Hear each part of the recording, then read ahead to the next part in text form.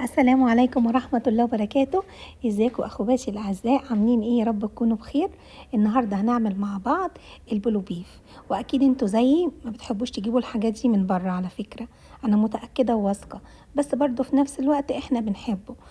دلوقتي احنا نعملوه بلحمه ولحمه صافي ومطمنين لكل حاجه حاطينها من البيت وبايدينا. بصوا حبايب قلبي، انا حطيت ملح وحطيت نطره من القرفه، ما تستغربيش مش هتبان، مع نص كيلو لحمه، مع قطعه من الدهن، مع بصل، مع فلفل اسمر، مع حبهان، مع ورق لورا. كل الحاجات دي كلها موجوده، مع معلقه كبيره جدا جيلاتين، تمام، مع بصلتين 3 من البصل اللي هو الحجم صغير. بصوا انتوا هتستغربوا ان انا الاول جبت ميه بتغلي حوالي كانوا يعني كوبايتين ونص كده، حطيتهم على النار ونزلتهم يغلي. حطيت اللحمه اول حاجه هي تغلي.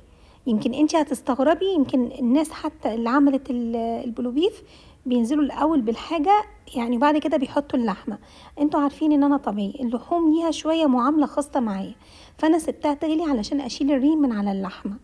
تمام، والله انا لما شلت ريه من على اللحمه واتعاملت مع اللحمه المفرومه كلحمه يعني عاديه، لون الشوربه حتى يعني كان لون مشهي. نزلت بكل الحاجات اللي انا قلت لكم عليها، الحبهان والفلفل الاسمر والملح والورق اللورا، كل حاجه ما عدا الجيلاتين. تمام، انا هنا بصفيه، وطبعا شلت الحبهان والورق اللورا، واكيد انتوا هتشوفوها دلوقتي معايا في الكاميرا. تمام، حتى بصوا لون الشوربه تحسيها نقيه. المعلقه الكبيره قوي اللي هي معلقه الاكل اللي هي فيها جيلاتين، انا نزلت عليها بحبه ميه صغيرين، انا فككتها. والله العظيم 3 يا جماعه. يعني هقول لكم على حاجه، انا لو معزومه عند حد ومثلا حاطط حتى اللانشون، وطبعا انا مش هقرف الناس، انا ما اكلش اي حاجه مصنعات لحوم من بره من زمان على فكره الموضوع ده. بصوا حبايبي، احنا هنا انا طبعا الكبه بتاعتي حجمها صغير، انتي لو كبتك حجمها كبير هيكون افضل واحسن. نزلت بكل حاجه وخدت حبه من الشوربه وضربت ال البلوبي اللي هو اللحمه اللي احنا خلاص في طريقنا ليها ان هي تكون بلوبيف.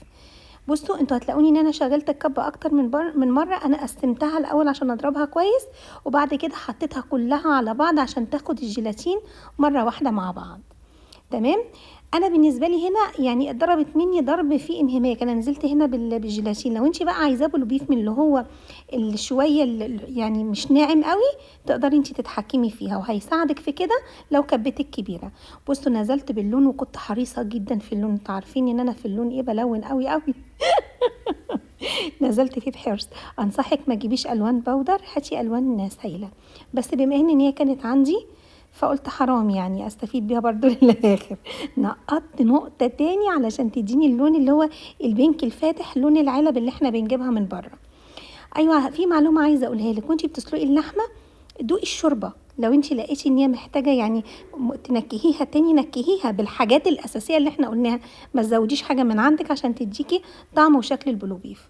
بصوا حبايبي، انا حطيتها هنا، انت ممكن تحطيها على التلاجة مثلا لتاني يوم، بس تسيبيها قبل التقطيع في الفريزر لمده ساعه واحده.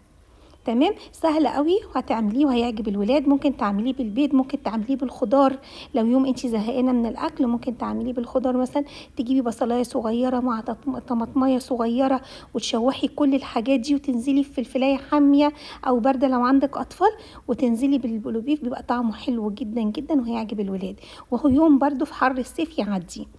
تمام، بصوا انا هنا خلاص حطيته في العلبه وسويته، وهقفل العلبه.